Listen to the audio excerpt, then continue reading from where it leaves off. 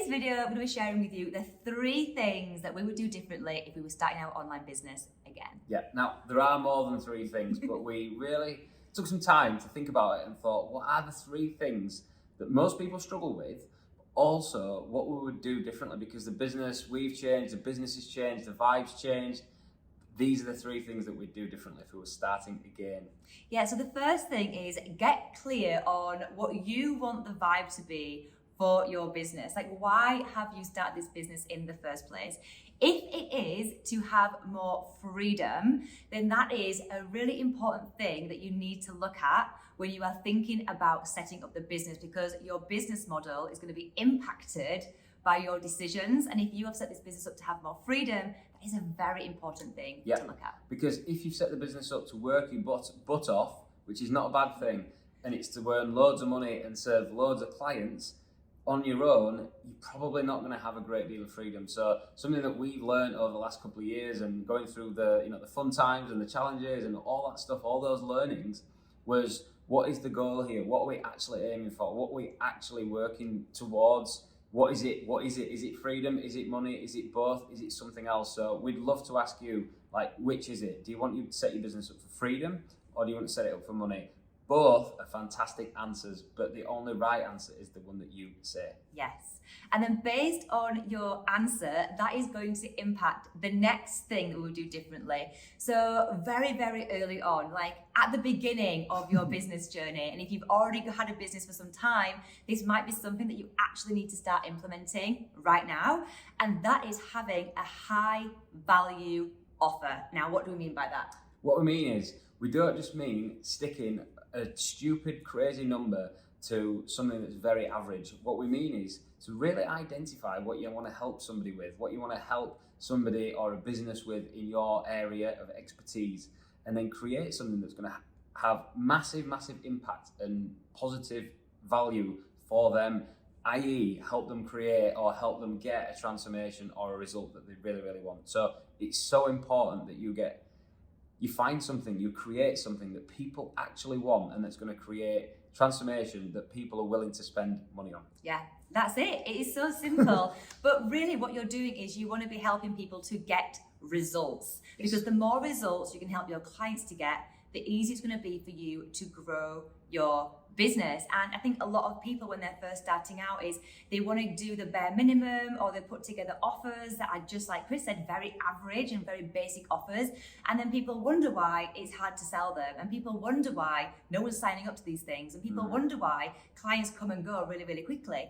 When you create a super valuable offer, it means that you're able to charge more for it, but this is why it has to be valuable. It has to get transformations. It has to get results. You're able to charge more for it, which ultimately means that you'll be able to work less because you don't need to have as many clients to work with, and have more time and have more freedom. So it's a win-win, win-win-win. Yeah, the better you are at what you do, more likely the more money that you will make. Now, it brings us on to the third point. You could be amazing at what you do, but if you don't find a way to communicate that, you don't find a way to tell the world not how good you are, but show what you can do with other people and what you can help people with, then you may struggle. I remember starting my journey. I loved coaching, still love coaching, by the way, but marketing wasn't my thing.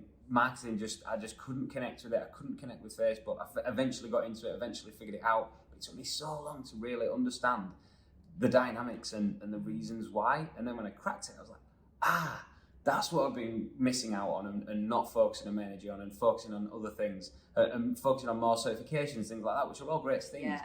But if you can't market yourself and you can't sell, and the two are very, very closely linked, you will struggle. And I don't like to tell people you will do certain things, because that's not for me to say, but if you can't market or sell, you're probably going to struggle. So we really want you to focus on how to market and how to sell authentically, with integrity and ethically. Yeah, you raised a very good point there when you said about getting more qualifications and more certifications. I know so many people who have got bookshelves full of all the books, all the courses that they've taken. Their walls are full of certificates and achievements and all these things.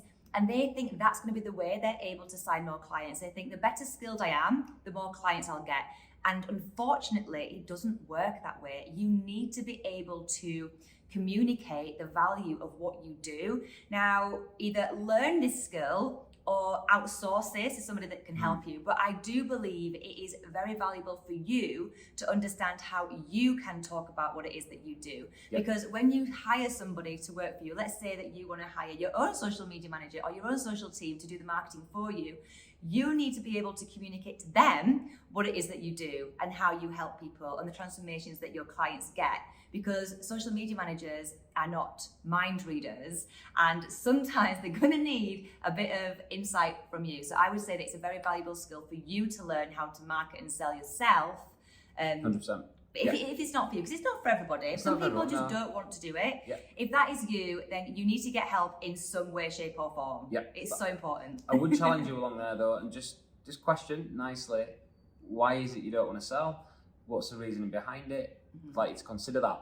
But there's a caveat to what Amy just said there, and the caveat is you have to have either the experience, certification, or qualification, whatever that is, to qualify you to serve other people. If it's experience, amazing. If it is a certification, you want to get it because it's only going to help you, but it's not going to sell. No one really cares. They just trust that you've got it. They trust that you've got the skill or the experience or knowledge or both to really, really help them. So it's not going to sell. People don't care about certifications. They don't care about all the things that you've got on your wall behind you, just like you don't care about these things behind us.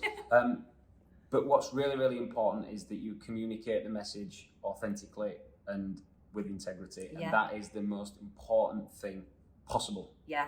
And I really wish that in the beginning of this business, I had mastered messaging. I didn't even know it was a thing. I didn't know it was important. And the weirdest thing is, I came from a background in marketing and PR. And I obviously knew how important marketing was.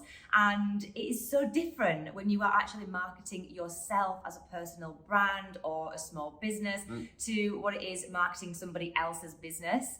So messaging is one of the things I really wish I'd nailed in the early days, because 90% of your marketing is your words. So if you have not mastered how to talk about what it is that you do, how to communicate the value of your offer, how to showcase the transformations that you get for people, you're going to find it really, really difficult to actually put yourself out there, creating content, marketing yourself, and you're going to find it really difficult for the clients to find you and come and work with you. So that is so important. Yeah, we're going to leave you on one thing, and it's learning what to say, how to say it at the right time.